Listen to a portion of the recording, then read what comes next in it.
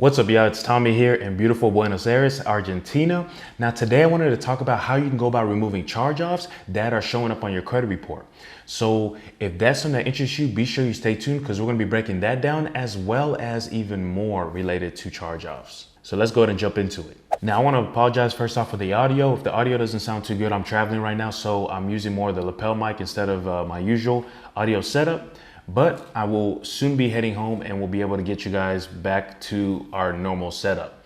In the meantime, guys, when it comes to charge-offs can be some of the more difficult or the harder types of accounts to actually have to deal with. The reason is it might not always be, it might not always make sense to actually try to get them removed unless you know what you're looking for, which we're going to talk about later on. First, I want to touch on the charge-off and make sure we're on the same page because I think sometimes people get charge-offs confused with collections and things like that. Now, a charge-off is always going to be with the original creditor. And typically what happens and what causes a charge-off is the original creditor, they didn't receive any sort of payments from you, or you missed multiple payments in a row, you haven't reached out to them, nothing like that. And so they decide that they're going to charge off your account, which just means they're pretty much going to take your account and sell it off and write it off. And I'll break down what that means here. They're usually going to do this around the 6-month mark. That's what I've seen typically is when creditors decide, hey, after 6 months of trying to collect from you, they typically decide to wash their hands of it. They say, hey, you know what? We're probably not going to get any more money from Tommy. Let me go ahead and try to sell it off and see if we can get at least some of our money from a debt collector.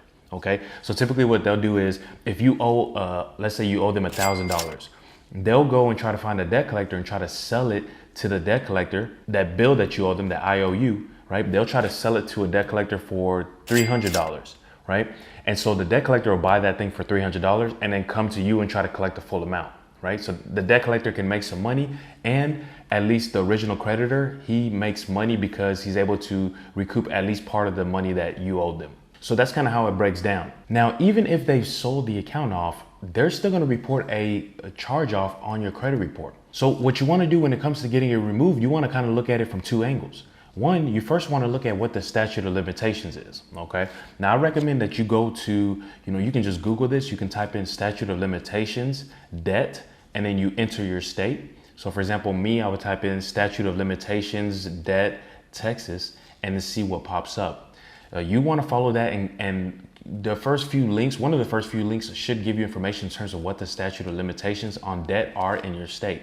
For example, Texas, I believe, is around 3 or 4 years. So that means 3 or 4 years from the date that I last paid or last made a payment on that account, then that's the moment where once it passes that mark, then I can no longer get sued for the debt, okay? The reason why I bring that up is because there's a threshold where, creditors or even debt collectors will try to sue you if they see that A, you owe a large amount or a big enough debt, and B, if it looks like it's getting close to that time, right? Or if you're being aggressive with them, right? They might just say, hey, you know what, let's just sue them and then we can garnish their wages, right? So they can send a letter to your job and now they're gonna be getting a piece of your paycheck is gonna be direct deposited into their bank account until you've paid off that debt. So that's the reason why I always say you never wanna actually dispute a debt that you owe that's a large amount. If you owe more than, I would typically say roughly like $1,000 or more, then it might make sense for you to take your time with it and, be very careful. Don't get too aggressive in your letters or you sending out information. And the reason why is because, if you're being extremely aggressive, that's going to entice them to actually just decide to sue you, right? The numbers start making sense. Whereas let's say if you owe $500, they're not going to want to sue you because one, they have to get a lawyer. Right? How much do you think a lawyer is going to cost to actually show up in court and go up against you in court, right? You can easily see where they end up losing money anyways because the amount of money they're spending on the lawyer doesn't even, it doesn't even make sense for them to try to pursue you for that debt, right? But once it gets to 1,000 and above, that's whenever the numbers might start making sense for them. Now, once you've looked up your statute of limitations and you've decided that it still makes sense for you to move forward, the next thing you want to do is you want to look at the account and decide if it really even makes sense for you to dispute it and the reason why I say that is because of the history of the account. If I see that I have this collection or this charge off, right? And let's say that it's already been sold to the debt collector. In that case, that means that account's typically going to be zeroed out, right? It's going to show zero balance, right? And so now you have to decide between one, getting the account deleted because it's a charge off, right? Or two, keeping the account if it has a long enough history that it makes sense for you to keep it. For example, let's say that I had a credit card that I've always made my payments on time on this credit card for, I've had it for 7 years and I've always made payments on time.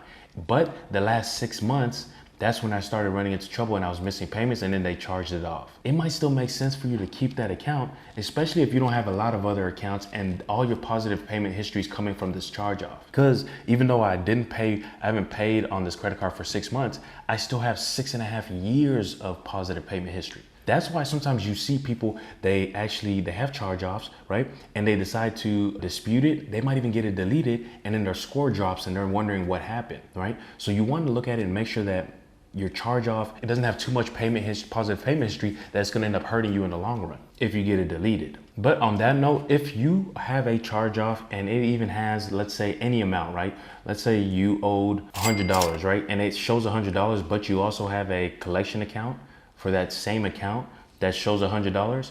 That's something right there that you can dispute, right? It shows that, they didn't zero out the amount, so it shouldn't be showing that you owe from 2 places on the same account. What it should show is that the charge off is zeroed out, and then whatever the amount that you owe is the exact same that it was in the charge off before, it's showing on the collection account. Now, if you don't have that much positive payment history, the statute of limitations is either passed or the debt is a low enough amount that you don't have to worry about possibly getting sued, then you want to look into factual disputing.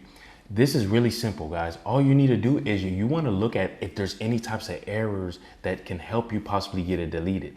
So you want to look through, you want to compare statements that you have versus what they're saying, the amount that you paid, how much they're saying that you owed, so on and so forth, right? The idea is this: if you can find one mistake anywhere, right, that can allow you to be able to get that account deleted. And that's because there's something called the FCRA. That's the Fair Credit Reporting Act. This law pretty much states that everything must be showing up accurate and verifiable on your credit report, right? And the burden is on the credit bureaus to make sure that it's this way. So you always want to ask the credit bureaus to make sure that everything is showing up accurately. Then you can go back and show them proof that they were lying, right? Because the idea is when you ask them to verify something, they have to actually do the due diligence and go through and make sure that everything's showing up correctly.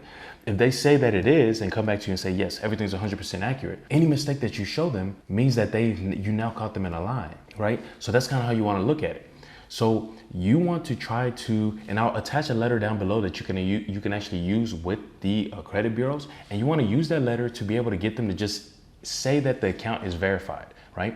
And then once you have that, right, you got that letter from them, then you can go and show them the proof from your factual disputing. You can say, no, actually it shows here that on May I paid, $100, even though I really paid $150. So that's inaccurate, so on and so forth, right? That's the route that you want to go to make sure that you're able to get the accounts disputed and removed. Because at that point, you're kind of putting the credit bureaus, they're pretty much between a rock and a hard place. Because either A, they remove the account, or B, they keep the account on there and they're pretty much admitting that they broke the law, which means that you can now have some sort of legal recourse or potential legal recourse, and you can try to dispute this. So that's pretty much the gist of it, right? You can sue for damages and force them to be able to remove the account if they're still giving you a hard time. But of course, you don't want to have to go to that extent, because that can take a lot longer, especially if you have certain credit goals that are 6 months away or a year away. When you go into, you start going into filing a lawsuit and things like that, it can run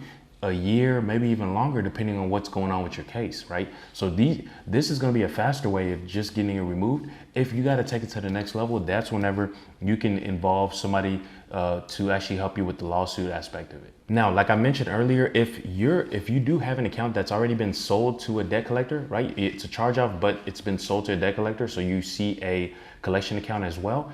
I'm gonna link to my debt collector video down below. Be sure to check that out. It will actually help you be able to dispute collection accounts, and I will also include free letters as well in there. So be sure that you check the description on that video once you finish watching. The great thing about debt collectors is that it's a lot easier to dispute collection accounts than charge-offs, because with collection accounts, you're gonna see that, information is passing from different entities, right? One business to another, to another, to another. And what can happen is files can get lost, right?